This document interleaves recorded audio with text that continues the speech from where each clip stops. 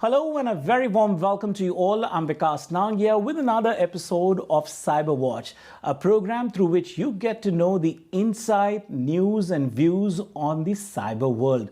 Ladies and gentlemen, on the program today, we will do the analysis of the news that made the headlines in December 2023. On the program, our guest is industry veteran, the founder and CEO of DigitalXForce and iTrustXForce, Lalit Ahluwalia. Lalit, thank you so very much for joining us on another episode of CyberWatch. Thank you, Vikas. Glad to be here. Always a pleasure. You know, all our episodes so far, user ID and password, safety, security, privacy, cyber risk and compliance, so much more that we've discussed on these episodes that the viewers are really appreciative of that. So thank you so much for that insight. And now let me get into the news analysis, I'm actually glad. That's a one major win. What I learned last time from, from Lalit and from Avni Desai was that in this year, there's a shortage of about 2 million people in the cyber security space, so that's a gigantic number. So there's a room for everyone there. Absolutely. Whether you're an amateur or you're seasoned, so there's room for everyone. And there's going to be more and more need Absolutely. for that. Well, let's get started with the news analysis. My first news, Lalit, that I have with me that's created a lot of buzz is about 23andMe, the hack that happened that affects 6.5 million profiles, Hackers using old passwords from customers of the genetic testing company 23andMe were able to gain access to personal information from about 6.9 million profiles, which in some cases included ancestry trees, birth years, and geographic locations. Yep. No, I think because, first of all, it's important to understand what that really means when people talk. But it's not just a headline. 23andMe holds a lot of your ancestry data. India में लोग हरिद्वार जाते हैं. They go to pandas, Right. if you remember. Yes, of course. They hold those big books. Yeah. They will take a family name and they will go the generation and generation. The people take pride. Right. उनको पता करना है कि मेरी पुश्ते कहाँ से आई है. Yeah. Exactly. Yeah. So 23andMe is nothing but like the US or the modern pundits of telling you your ancestry. Right. And as a result, they have who you're really connected to, which generations and everything. When we talk about 6.9 million records, there's a lot of people that got impacted. Maybe one of the people or many of you in the audience got impacted directly or indirectly. What's important to understand is how did it even happen? कि यह क्या हुआ और कैसे हुआ? Right. The hackers did not break into the core business itself. If you remember, in the first episode, we had this discussion about more than 65% of the people use the same passwords, same credentials, same user IDs across multiple platforms.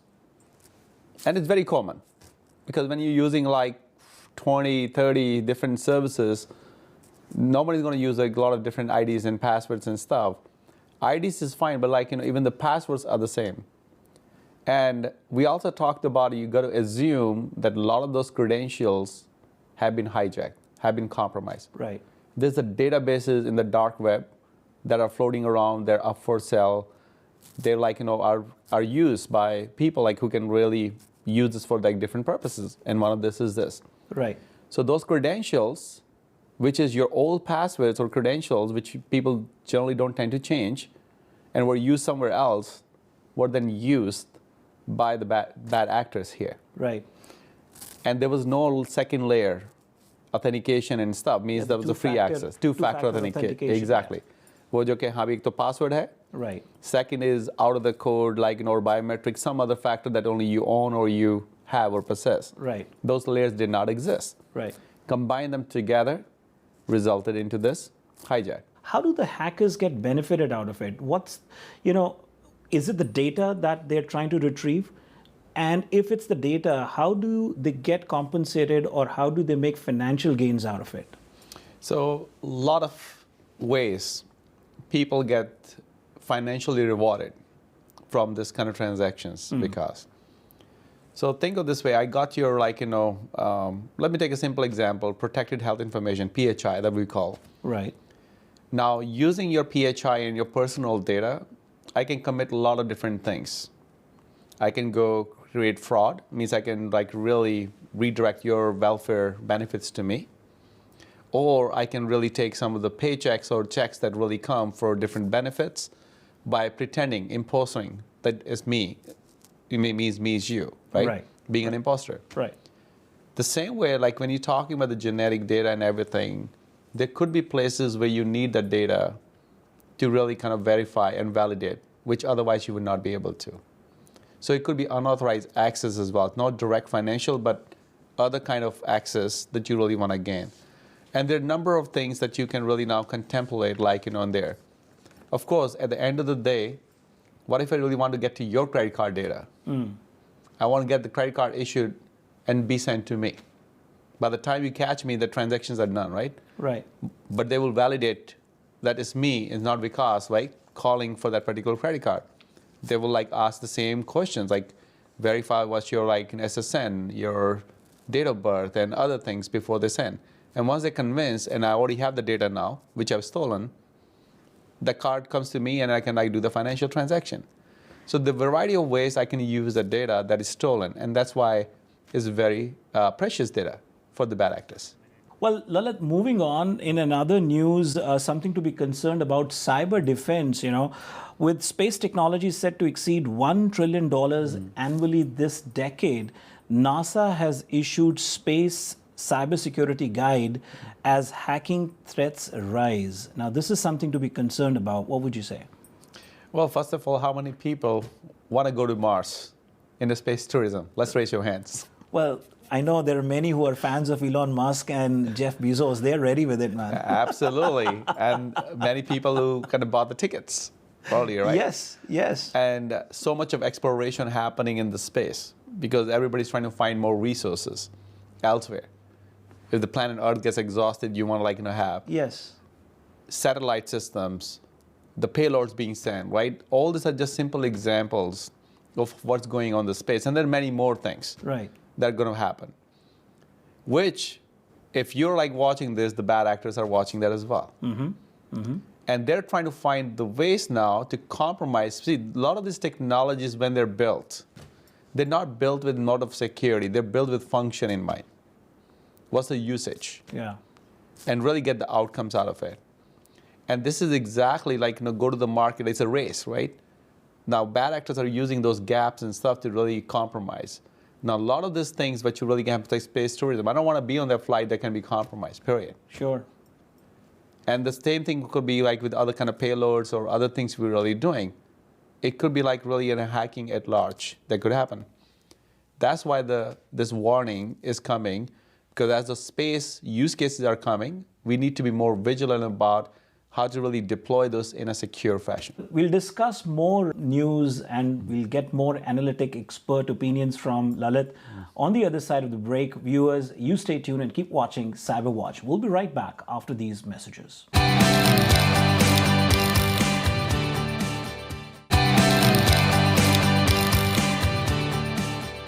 Welcome back. You're watching CyberWatch and I'm Vikas Nangia. Ladies and gentlemen, on the program today, we are doing the analysis of the cyber news that made a lot of impact and buzz and became headlines in the month of December 2023. We are in conversation with Lalit Ahluwalia. Lalit, once again, welcome to the program. Thank you. Well, Lalit, moving on, in another news, in a dynamic shift of tactics, cybersecurity researchers have uncovered a highly sophisticated campaign by threat actor TA4557, likely associated with FIN6 cybercrime group, targeting recruiters under the guise of job applicants. This evolved attack involves the submission of infected job applications through portals and direct emails. Once a recruiter interacts with specified URLs, a series of sophisticated maneuvers unfold. So think of the job recruiters. What's their job? They will put a job posting, and what are you expecting in return? The applicants to send you resumes and the profiles and all good stuff, right? Right. Now, for someone to really launch any attack on my machines or my systems or my network, they have to send me something that I can click and execute that will like spread the virus in my systems. Right. They'll send something that entices them. This is exactly what is happening in this attack, that the bad actors are sending as applicants, as job applicants, within those job applications, because they know you will download and then you will click certain executables. Right. They're putting that payload, that malware or virus, या जो भी infectious जो आपको मतलब करना है, उसमें वो डाल के भेज रहे हैं. Right. The job recruiters now, because that's their job, they will download the application. What they have to do, they have to study the applicant. Right. The use case became a very simple centric use case that I'm doing it, and by doing that, if I'm sitting within this network right now, if I click that, where that thing's going to spread in my network. So that's just one channel that thinking creatively, the business use. Right. They know that they have to click, put the payload. Now, if the job recruiters are not really being coached or trained now, what to click, what not to click. Like executables, you should not, or you should first get to the antivirus and scan it before you do that. Many people are not trained for that. Right. That's what causes that kind of hijacking. There's another news which which also made headlines is for the gamers. Budding cyber criminals have been caught deploying stealthy malware against fans of pirated video games in a bid to plunder their financial data. Sharp-eyed threat researchers at Reason Labs revealed this week that popular titles illegally shared on torrent sites are being Trojan horsed with malicious code unknown to security tools. So, how many people, I will first ask, have used torrents? Or Vikas, let me ask you the reverse question. Are you aware of what BitTorrents, torrents and stuff Yes, is? I am. Okay. Yes, I am. And this happened to me not in recent times. This happened to me at least maybe 7-8 years ago, when I was informed about BitTorrent, and it initially was about a lot of film and movie and all the content. The pirated content. Yes. In the Indian community, people are familiar because a lot of movies were put in India and Bollywood. Right. You wanted to see here right away. Torrent forms, like you can download and then play in video players and stuff. That happened. Correct. And the reason why the torrent, because you cannot cache the format. Otherwise, the piracy and other rights will catch a lot of those things. A lot of gamers use the same thing. When they don't want to pay for the software licensing for the games, they will download to the torrent or the torrent form. Right. And that's exactly another use case now we're talking about, where within those torrents, they couldn't put in the payload because they know that you're going to download that and do it, and it's already packaged into that. Right. Now, this is, of course, now you cannot report because you were already doing the act of downloading something we should not be. Right. And now you're also falling victim because once it's installed on your computer and stuff, I can now see your data, your transactions, because that's what I'm interested in as a cyber criminal. So that's what this hack is talking about. Why this is important? This is important because a lot of people, even common use cases, are doing very similar things. In the previous message and this one, like job recruiters, do not download something, and if you do download something, do not just execute based on oh, I can. Let go to the filters of antivirus check or malware check before you put anything on your computers. In a legitimate manner these days, whether it is the gaming companies or whether it is the content providers, brought their prices down so user or pocket friendly these days that I think people should really stay away from these torrent sites. And imagine, you're compromising a lot of information of yours through your computer, and it's not just your personal information. Sometimes it could be the information of your entire family, Yeah, I will say something which my sister might not like it, because she's a big fan of okay, where I can get a little more cheaper, hey, bargaining, right? That's and I tell her we all look for deals. Even the bargaining, sometimes you can fall victim of the very same crimes that are really happening. Yeah. Viewers, we're going to take another short break over here, and on the other side of the break, we'll continue our conversation with Lalit Ahluwalia. Stay tuned and keep watching CyberWatch. We'll be right back.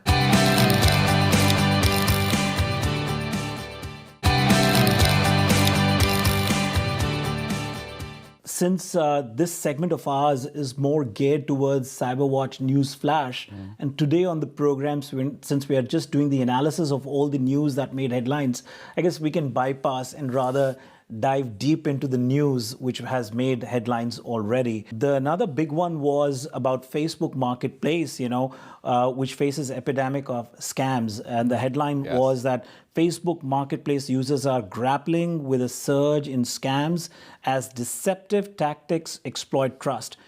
prompting sellers and buyers alike to fall prey to fraudulent activities. These scams range from non-existent listings demanding prepaid debit cards to phishing attempts and fraudulent payments. You were just mentioning about the debit cards in the very first segment, yeah. Oh, yeah. And this is only going to increase more and more. I think, because if you look at the phishing attacks, it's unbelievable how realistic even those phishing attacks have come. Like people used to talk about your IRS taxes have not been filed. Right. Pay it now or you'll be penalized. And people, out of fear, will go and take some action. Correct. Of course, luring people into, oh, this is on sale, but this is only sale for next 1 hour. If you want to get 50% discount, go buy it now. Right. And they're already studying your behavior. Vikas is already looking for this fancy suit, and the same suit is now on sale for 50% price. General human tendency is like, oh, I got this deal, let me go in and buy before it expires. Fear of FOMO, fear of missing out. Right. Now, Lalit, the news also further said that scammers follow consistent patterns, as you were just mentioning about. It says utilizing toolkits, scripts, and phishing links, which you mentioned about, often sold on the dark web, which you also said. But they're also saying that these things are advertised on platforms like Telegram. Now, so it could happen that you get enticed at a platform which leads you to Facebook Marketplace. So although they're not interconnected, but it could, that particular product could get you to Facebook Marketplace. They're free for all platforms. Yeah. It's not like, you're authenticated and verified user to do all that, right? Right. It's a free for all platforms. Anybody can come and sell and buy. So how should one protect themselves? What should we be doing? Again, I think the common things, first of all, the common parameters. Even when you looking at the link, see if it's a legitimate link. Is it a legit website? Verify, even these websites, as I said, anybody can do it, but there's verified sellers and verified buyers, stuff like that. Like simple, common, things. Just don't take an action because, oh, this is happening, I need to do it. There's a lot of things you can do, as a practical or pragmatic way that you can easily see through those things without falling victim of that. Yeah. People sometimes fall because they want to ignore all the signs. I'll tell you, many people will tell you they knew exactly that this doesn't sound too good to be true, but they still did it. Right. And that's how I really see, it's not a rocket science to really filter those parameters. You don't need a technology per se to say, oh, I need to have this tool to... You just got to be a smart user. Just be alert. Yeah, that's just be alert. Right. And the trainings and other things go a long way. Even not in the organization I'm talking about. Right. General cyber awareness goes a long way here. Yeah, I have a news that got carried forward from 2022, and it is a very, very important news because it affects our kids at home, students in schools and colleges. The data suggests that US schools face alarming surge in cyber attacks. Incidents doubled in 2022. I'm sure the numbers would have increased in 2023, and now we are in 2024. So, a disturbing surge in cyber attacks has besieged US schools, with incidents doubling to 1,981 across 45 districts in 2022. Threats extend beyond physical safety as hackers, driven by ransom payouts and identity theft, target sensitive student data, including grades and health records. The resilience of educational institutions is tested daily, with thousands of global advisories attempting unauthorized access. So for the students and schools, it's a matter of concern. So you're talking about this industry segment. I won't call it industry. It's a segment. These are the institutions that don't work for profit, for the most part. Right. Look at public schooling in district. They're in the business of giving education, not making money. And as a result, most of them and these kind of organizations are underfunded. As an organization where the cyber crime and the cyber threats are the same, but I don't have funds more than paying teachers or paying for the operations and everything. Right. That's one of the biggest limitations of this sector. Hence, under investments, where I can protect the critical asset. You just, as you read in there, right? Right. Student data, all kind of data, including the demographies, their health information, their other kind of like, Right from their social security number to everything. It's all there, from their health Right. records and everything, yeah? I can just go and like hack into those school systems and really get there. And I already know that their lines of defense are very weak. Right. And that's why these attacks are coming. It's this easy target for me. Why need to go and like crack a very safe vault when easy access is given to the platforms like this and I can correlate? And hence why the number of attacks. Now, these are the incidents you talk about which are reported. Right. I can assure you there are probably 5x to 10x more which were never even reported because they never even got caught. Right. Right. And they're already happening. Just because they were not caught or identified doesn't mean they were not happening. Right. This is a very underserved market segment, and this is not like I want to publicize, but we made an announcement back in November with DigitalXForce that our platform, which is analyzing the security risk, is going to be offered to every school district for free. That's wonderful. For every school district, you said? Yes, every school district, doesn't matter, because that's our mission, the business that we are in. We want to truly secure the digital world of tomorrow, and we know this underfunded, underinvested segments, and as critical a segment as schools, they don't need to pay, they need to be actually given more back. And this is our little attempt to really make it better. I think this is where I need to plug in that CyberWatch is also powered by DigitalXForce and iTrustXForce. And here at CyberWatch, we say, let's fight the dark side together. And that makes so much more sense to me that when you say that that you're helping out the US schools to fight against the hackers. In another news, Iranian hackers target US water systems. It's a critical infrastructure news. It says that the US Cybersecurity and Infrastructure Security Agency revealed that hackers associated with Iran have struck a small water treatment facility in western Pennsylvania. The Municipal Water Authority of Aliquippa was the target of what officials describe as an ongoing cyber attack seeking to compromise critical infrastructure across the United States. Yeah, and I can assure you, this is just a snippet of many other things happening. Water treatment plants, energy and gas units, nuclear plants, anything which is critical infrastructure, and hence why you'll see a lot of critical infrastructure builds and a lot of focus coming in there, are all vulnerable and they're under attack from the bad actors. Now, the worst part about this kind of attacks, they're nation-sponsored. What are the nation-sponsored means? Means they're not really being executed by some petty criminals. They're actually backed by the nations themselves, whether it's Iran or Russia or China or Middle East, and they got unlimited resources and tools and technologies to bypass.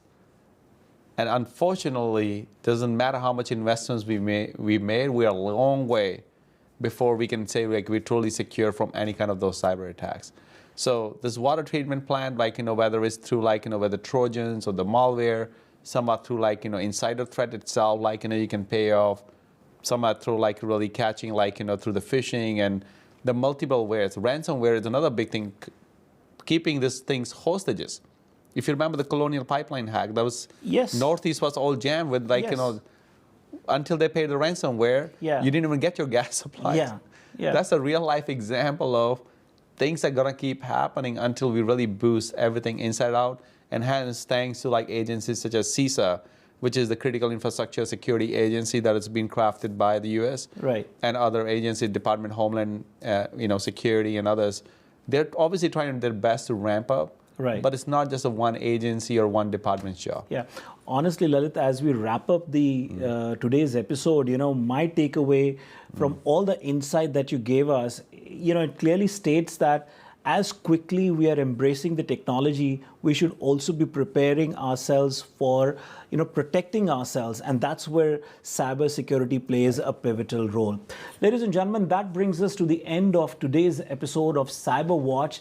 If you want to reach out to us, please write in cyberwatch@tvasiausa.com. And to reach out to Lalit Ahluwalia, you can reach out to him directly, of course, through his DigitalXForce and iTrustXForce LinkedIn pages. Lalit, any more information you want to add to it? I think you covered it all, Vikas. Ladies and gentlemen, that brings us to the end of another episode of CyberWatch. Until next time, this is Vikas Nangia signing off. Thank you so very much for joining us.